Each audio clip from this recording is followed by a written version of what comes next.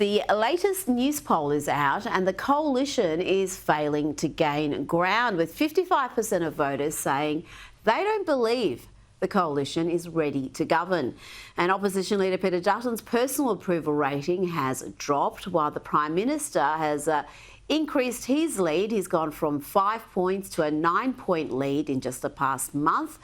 And we can't overlook Labor having its own issues. They continue to trail the coalition, 51 to 49%, and the two-party preferred.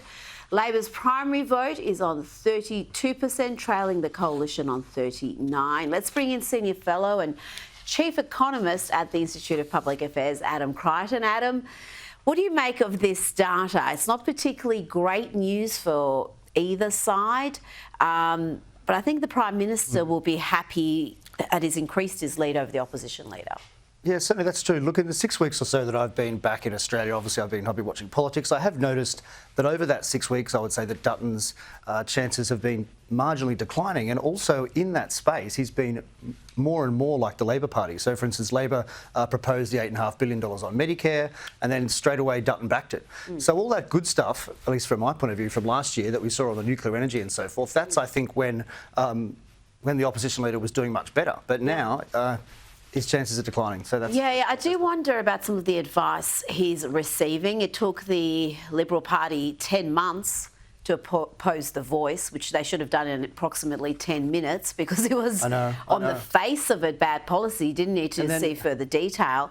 But when he did oppose it and he articulated that position so well, so strongly, I think that really is what made him seem like a future leader of the country. And he's stepped back from that a little bit. Yeah, certainly that's right. And then I think I saw last week in the Financial Review that the Teals, of all people, are proposing to index the tax scales. Like, that is something the Liberal Party should be proposing, you would think, from first principles, right? Because the fact is, at the moment, they are not indexed, and so it is an annual tax increase year after year. So, you know, well done, Teals, for that. But that's something that should be coming from the coalition. Well, absolutely. And on a bunch of other issues where I think they're on very solid ground, a lot of these so-called culture war issues, again, there's a reluctance to lean into those fights, despite the fact that you would have the majority of Labor voters with you, never mind Conservative voters. But let's look at data that is far more disturbing than any news poll. The Australian Financial Review reports more than 3/4 of new jobs created in 2024 were in government-funded industries, talking things like education, health.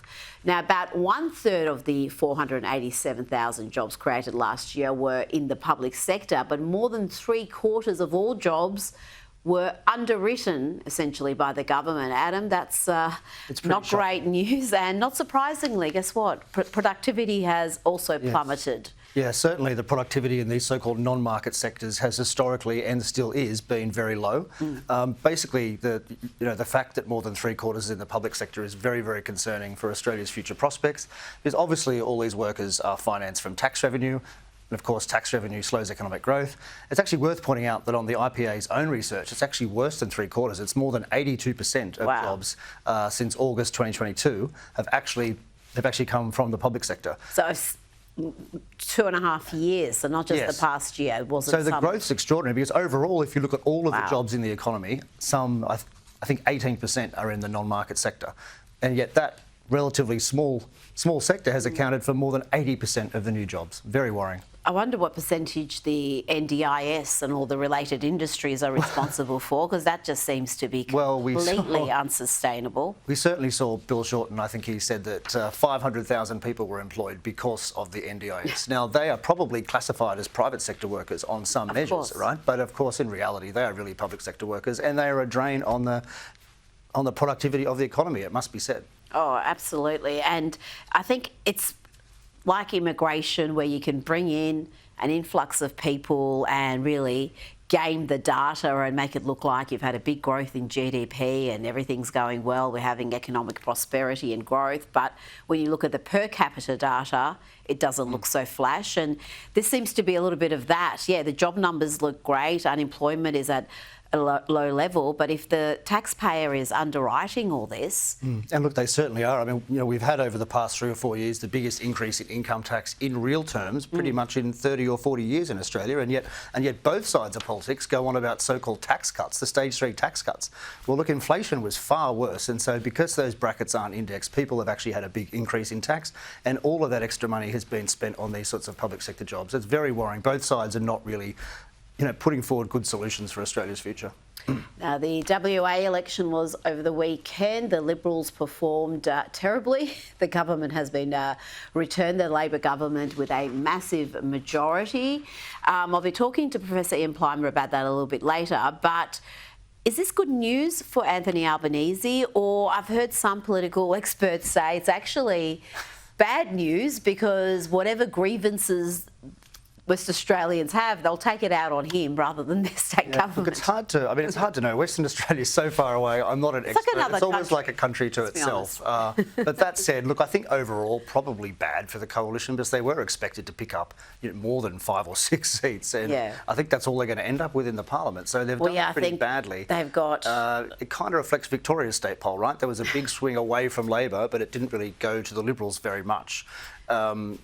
It kind of went to Teals. In fact, I think the Teals are going to win a seat in the West Australian Parliament for the first time, or at least a Teal-type candidate. Look, I don't think it's great for the coalition, but that said, as you point out, I mean, it can go the other way too. You have to speak to some psephologists on that.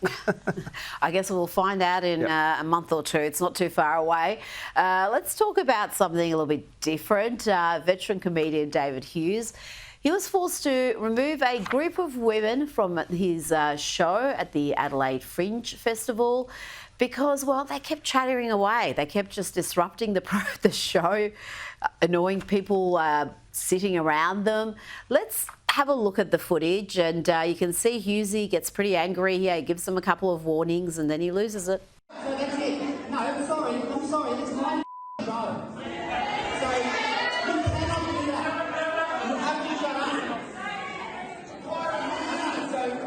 You put one more time around. Alright, that's it. Alright, seriously, this is ridiculous. Adam has since said, I gave the group of women multiple chances. They were infuriating audience members near them and me, and as they were in the second row. So yeah, that was definitely annoying Hughesy. And I would say there's nothing worse than if you're watching a comedy show or any sort of live performance and you've got people chattering away. It's a distraction. It takes away from the experience. And you might remember, I don't know if this made the news in America. It probably did because it made headlines around the world, but a comic Arch Barker last year booted a breastfeeding mum from his program because the baby was making all sorts of noise. He got absolutely slammed for it, but I've got to say I'm with the comics on this one.